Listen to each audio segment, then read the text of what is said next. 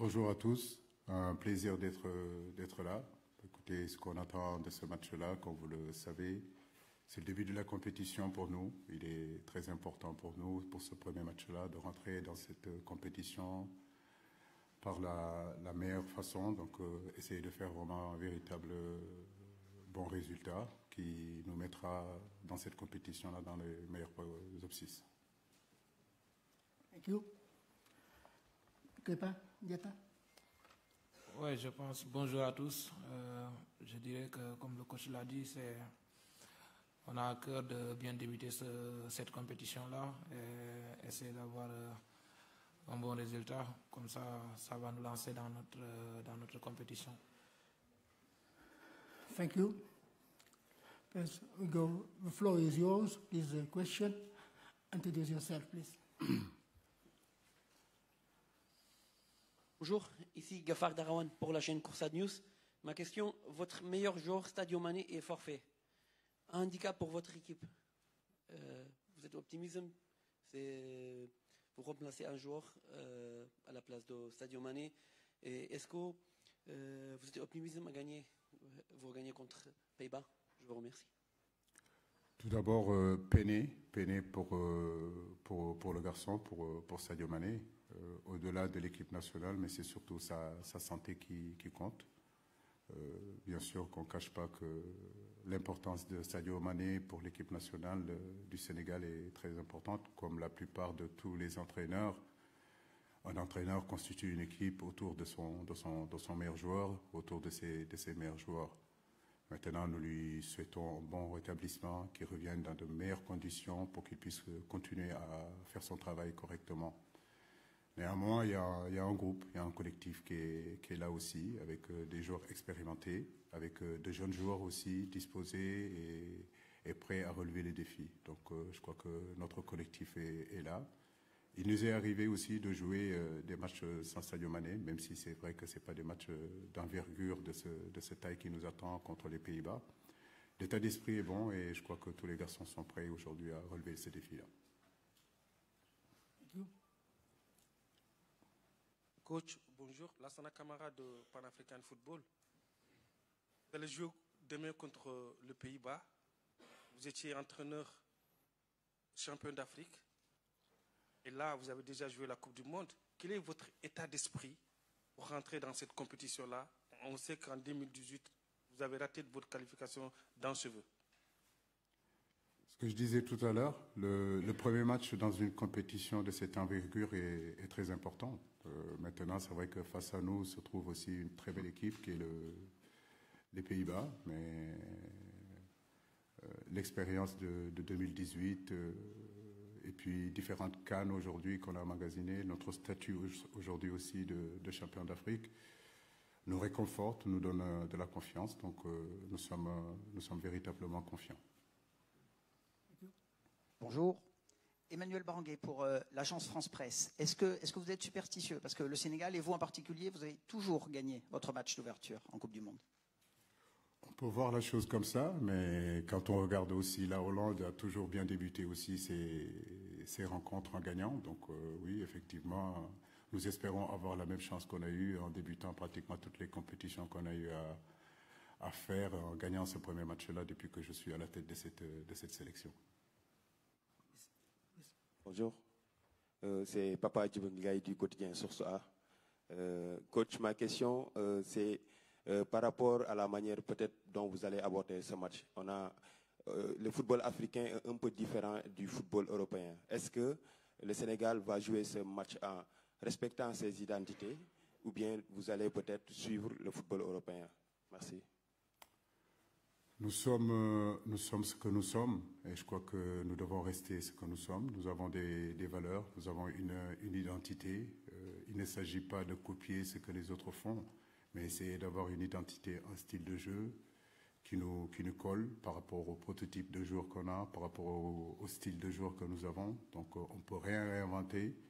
Le style du Sénégal, tout le monde le connaît et j'espère que ce style-là, on continuera à avoir ce style-là qui nous va très bien. Donc il ne s'agit pas de recopier, mais surtout rester nous-mêmes.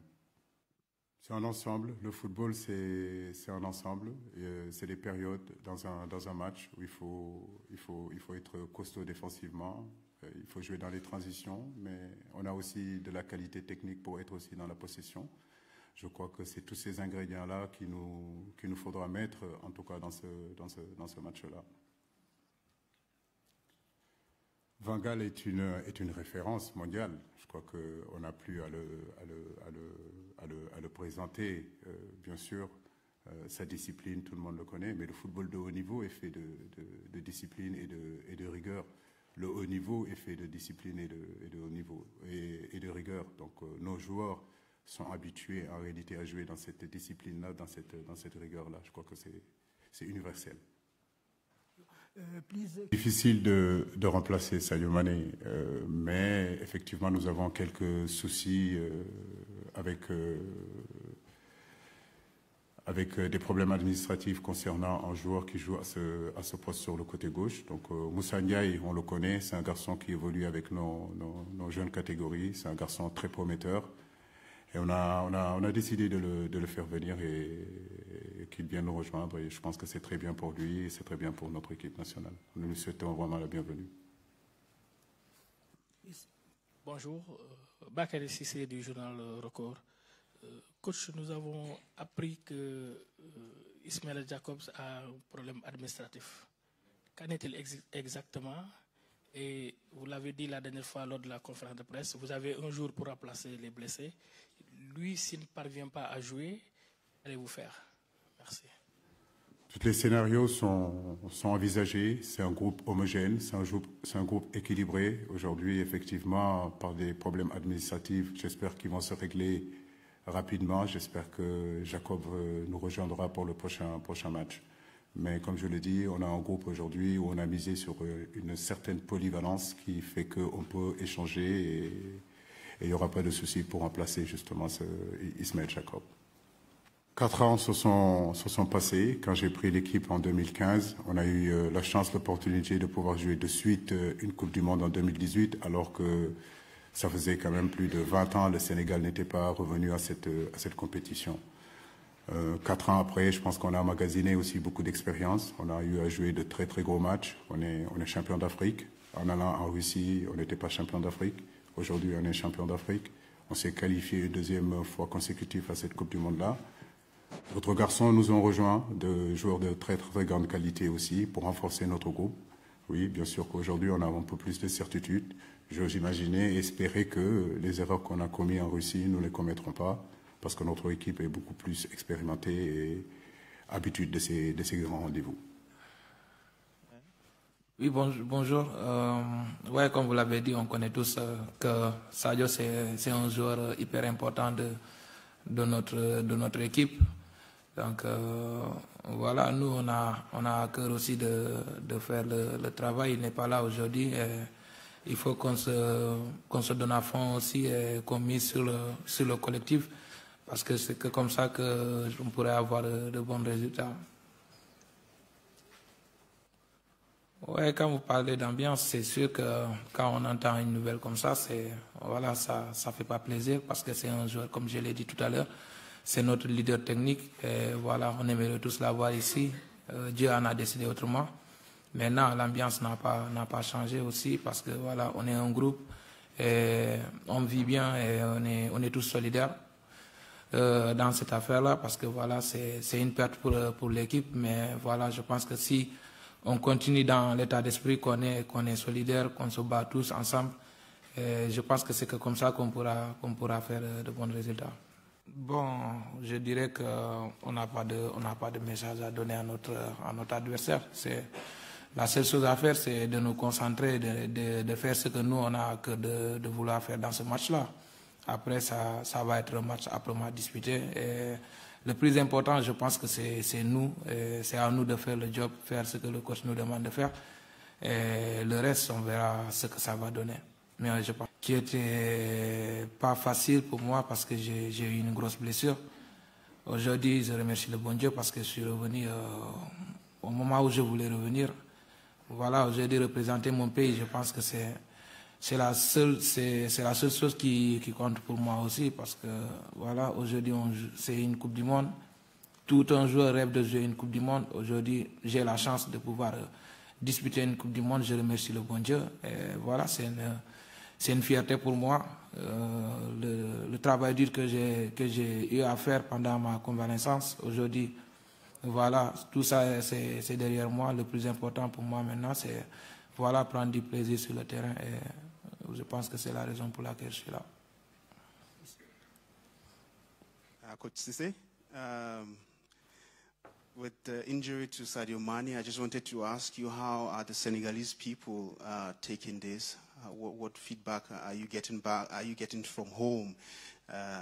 We've seen pictures of his crutches. What are the thoughts that the Senegalese people have sent you since this happened?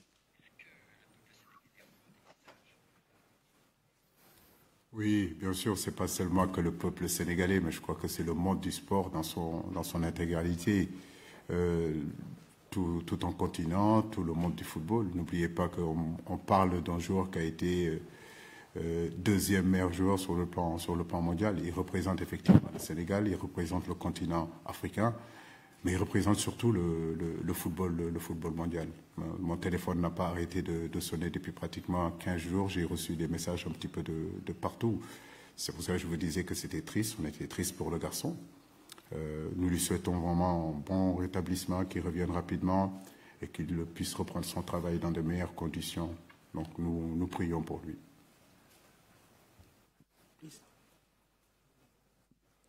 Bonjour coach, Hugo Lallier, journal Le Temps. J'ai une question, les 5 équipes du continent africain vont se présenter avec un sélectionneur issu du pays.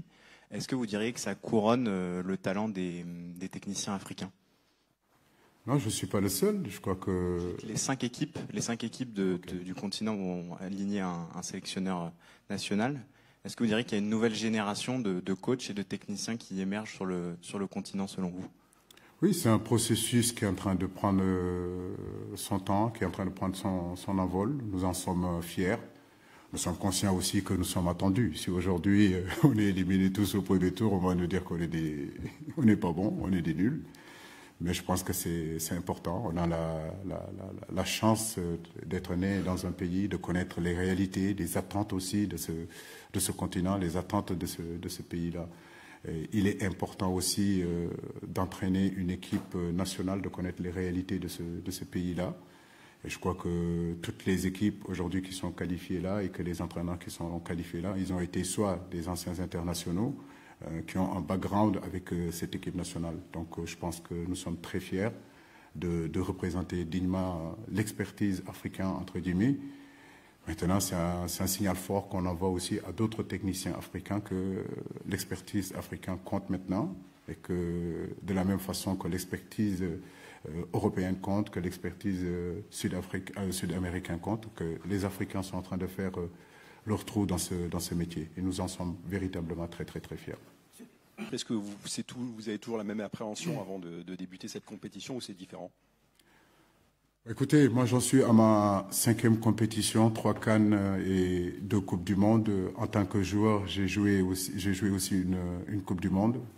Je crois que je suis le seul technicien africain à avoir cette chance-là. Donc le football de haut niveau est fait d'appréhension, le football de haut niveau est fait de pression. J'ai envie de dire qu'il n'y a pas de certitude et c'est ce qui fait aussi la beauté de ce métier. Mais à côté de ça, je crois que c'est une opportunité, c'est un privilège aujourd'hui d'être là. Nous sommes très heureux d'être là.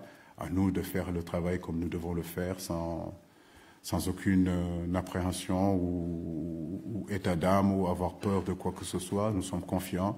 Notre passé aujourd'hui nous donne beaucoup de confiance, mais nous gardons cette humilité-là qui fait notre équipe. Mais nous restons quand même ambitieux pour cette Coupe du Monde-là aussi. Tous les joueurs qui sont là sont de véritables compétiteurs. Maintenant, comme je l'ai dit, une équipe de football, c'est un entraîneur qui vient avec ses choix, ses décisions. Ça n'enlève rien du tout de la qualité d'Edouard, qui, vous l'oubliez, il y a quelque temps faisait partie et encore fait partie des meilleurs gardiens de cette planète-là. Ça, il ne faut pas l'oublier. Je n'ai aucun doute de ses qualités et je sais que cette Coupe du Monde-là, il aura l'occasion de montrer véritablement qui il est et surtout le niveau qu'il a par rapport à son football. Donc nous lui souhaitons vraiment une bonne compétition et je crois qu'il a beaucoup de choses à prouver et je suis sûr que c'est un homme de challenge et il le prouvera. Une question qui s'adresse au coach. Bonjour, Sonia Yahi, journaliste à Oryx FM, radio francophone ici au Qatar. Tout d'abord, bienvenue au Qatar.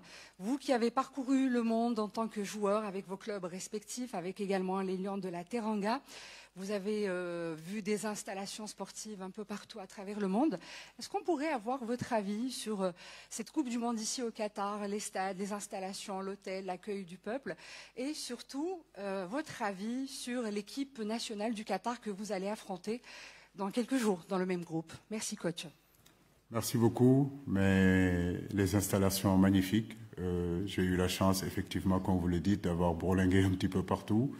Et je crois que ce qui est important pour un footballeur, pour un entraîneur, c'est les terrains, c'est les stades. J'espère que cet engouement, cette popularité-là que le football a besoin aura lieu ici pour montrer aussi que dans ce coin du monde, le football existe et que cette popularité qui puisse exister en Afrique, qui puisse exister en Europe ou en Asie ou ailleurs, peut avoir lieu ici. J'espère que, en tout cas, c'est tout le mal que je souhaite à ce pays-là. Mais en tout cas, on est très bien installés. Les hôtels sont magnifiques, les terrains sont magnifiques, les gens sont extraordinaires. Donc, nous sommes très bien, nous aussi.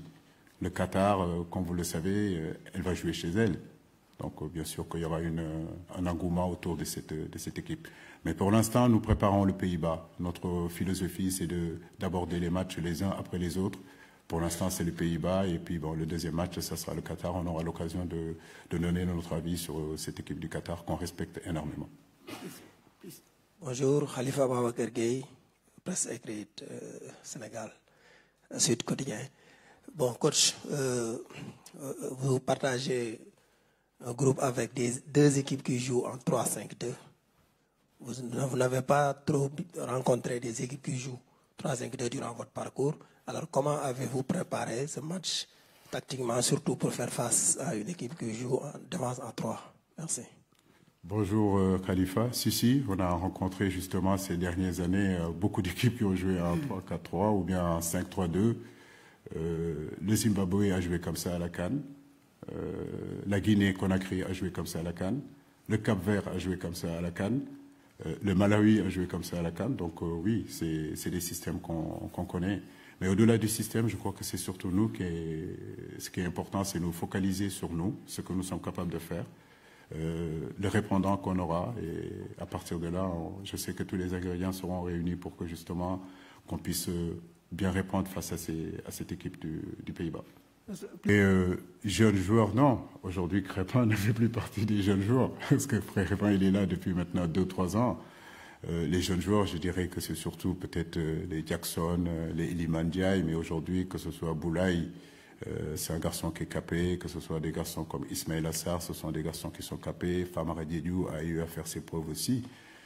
Ce qui est important, ce qui est intéressant, c'est qu'il y a une complémentarité entre ces garçons-là. De plus en plus, ils ont l'habitude de jouer ensemble et que j'ai aussi en profondeur de banc qui me permet aujourd'hui de pouvoir faire des changements et apporter d'autres alternatives à la mi-temps ou en cas de manque de fraîcheur. Good morning, Coach. Francis Adjumane from Cameroon Tribune. Samuel Eto'o said Cameroon is coming to this competition to win the World Cup and called on African teams to also dream bigger of winning the World Cup. When we look at statistics, it shows that Senegal are the best placed African team to go far in this competition. Do you also come with that intent, with that mentality to win the World Cup, or you just want to go beyond the quarterfinals, which is your best participation? What is the objective you've set for yourself? Ce que j'aime chez Samy, c'est son optimisme. Ce que j'aime chez Samy, c'est son côté compétiteur. Et je crois que là-dessus, on est tous les deux d'accord sur ça. Maintenant, gagner, ça ne se décrète pas. Je crois que nous, notre philosophie, nous savons que tous les matchs seront difficiles. Il faut les préparer les uns après les autres, match après match. Avant de parler de la finale, jouons d'abord les Pays-Bas, jouons d'abord le Qatar, sortons d'abord des poules. Et puis on verra ce qui se passera. Mais bien sûr que L'Afrique, il y a 20 ans ou bien 35 ans, n'est pas l'Afrique d'aujourd'hui. Nous avons des joueurs aujourd'hui qui évoluent dans les plus grands championnats du monde, dans les plus grands championnats d'Europe, qui jouent avec des Hollandais, qui jouent avec des Brésiliens. Donc s'ils sont à ce niveau-là, c'est parce qu'ils ont de la qualité. Ce qui est important, c'est surtout de nourrir aucun complexe et surtout essayer de donner notre meilleure réplique. Voilà. Last question, please. Mr. Cisse, there were problems with Mane, but Holland has problems with Depay. He didn't play for a long period of time. Probably he will not start. What are you expecting? What Van Gaal will do tomorrow with Depay, and what will it mean when he is not starting for the match?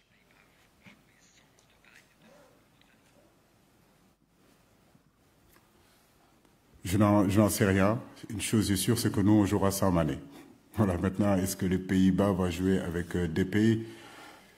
Je n'en sais rien. La seule chose que je sais, c'est qu'aujourd'hui, une équipe comme les Pays-Bas est dotée d'arsenal offensif, des garçons comme Delen, des garçons comme Gakpo, des garçons comme De Jong.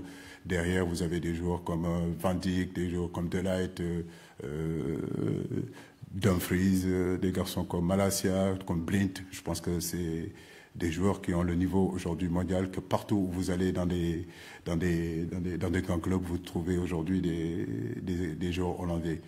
Mais nous, ce qui nous intéresse, c'est surtout nous concentrer sur nous, effectivement, et essayer de nous projeter sur ce match-là, de bien le débuter et surtout de bien le terminer. Et Inch'Allah, de pouvoir avoir la victoire et rentrer dans la meilleure façon dans cette compétition. Thank you, coach. Before we